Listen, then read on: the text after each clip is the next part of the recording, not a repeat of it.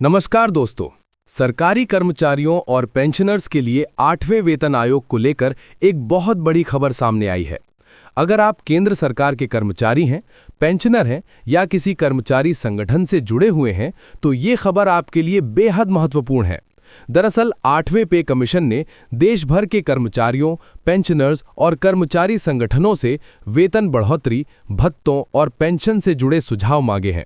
इन सुझावों के आधार पर ही आयोग अपनी अंतिम सिफारिशें तैयार करेगा, जो आगे चलकर लाखों कर्मचारियों और पेंशनर्स की सैलरी और पेंशन पर सीधा असर डालेंगी।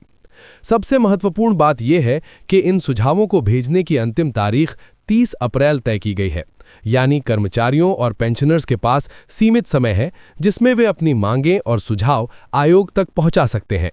अगर कर्मचारी संगठन, यूनियन या व्यक्तिगत कर्मचारी अपनी मांगों को मजबूती से रखते हैं, तो इसका असर आने वाले समय में सैलरी स्ट्रक्चर और पेंशन में होने वाले बदलाव पर पड़ सकता है।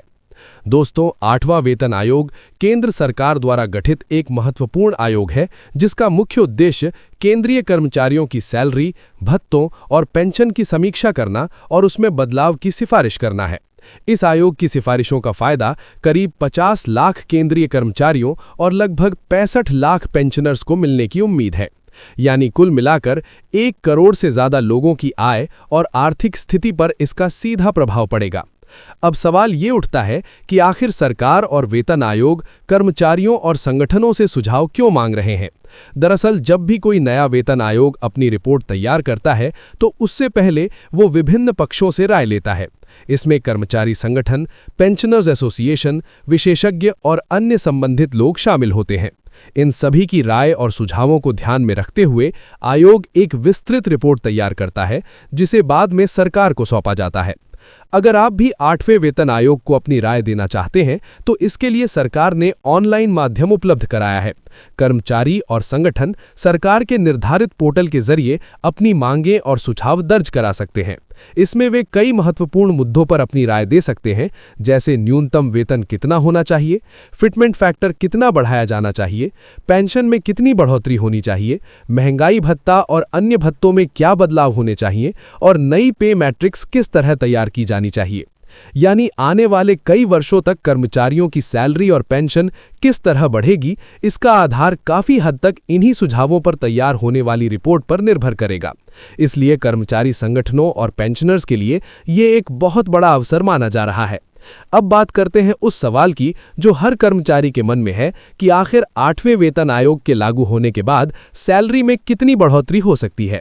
मीडिया रिपोर्ट्स के अनुसार 8वें वेतन आयोग के बाद कर्मचारियों की सैलरी में लगभग 20% से लेकर 35% तक बढ़ोतरी हो सकती है। कुछ विशेषज्ञों का यह भी मानना है कि अगर फिटमेंट फैक्टर में बड़ा बदलाव किया गया, तो न्यूनतम बेसिक सैलरी में भी बड़ी बढ़ोतरी देखने को मिल सकती है। फिलहाल 7वें वेतन आयोग के तहत न्यूनतम बेसिक सैलरी 18,000 रुपए है। अगर नए वेतन आयोग में फिटमेंट फैक्टर बढ़ाया जाता है, तो ये सैलरी बढ़कर लगभग 34,000 रुपए से लेकर 40 या 50,000 रुपए तक भी पहुंच सकती है। हालांकि ये सिर्फ अनुमान है और अंतिम फैसला वेतन आयोग की सिफारिशों और सरकार की मंजूरी के बाद ही होगा। अब सवाल ये भी है कि आखिर 8वां वेतन आयोग कब लागू हो सकता है। विशेषज्ञों के मुताबिक आयोग अपनी रिपोर्ट तैयार करने के बाद उसे सरकार को सौंपेगा और उसके बाद सरकार उस पर अंतिम फैसला लेगी। संभावना जताई जा रही है कि नई सैलरी और पेंशन की व्यवस्था 1 जनवरी 2026 से लागू की जा सकती है। हालांकि इसकी आधिकारिक पुष्टि अभी नहीं हुई है। कुल मिलाकर देखा जाए तो 8वां वेतन आयोग सरकारी कर्मचारियों और पेंशनर्स के लिए आने वाले समय में बड़ा बदलाव लेकर आ सकता है, लेकिन ये भी उतना ही महत्वपूर्ण है कि कर्मचारी और उनके संगठन अपनी मांगों को सही समय पर आयोग तक पहुंचाएं, क्योंकि आज दिए गए सुझाव ही आने वाले कई सालों की सैलरी, भत्तों और पेंशन की दिशा तय कर सकते हैं। दोस्तों, इस पूरे मामले पर आपकी क्या राय है? क्या आपको लगता है कि 8वें वेतन आयोग में कर्मचारियों की सैलरी में बड़ा इजाफा होगा? अपनी राय हमें कमेंट में जरूर बताइए। अगर आप सरकारी कर्मचारियों और पेंशनर्स से जुड़ी ऐसी ही महत्वपूर्ण खबरें सबसे पहले पाना चाहते हैं, तो चैनल को सब्सक्राइब करें, वीडियो को लाइक करें और इसे ज्यादा से ज्यादा लोगों तक शेयर जरूर करें।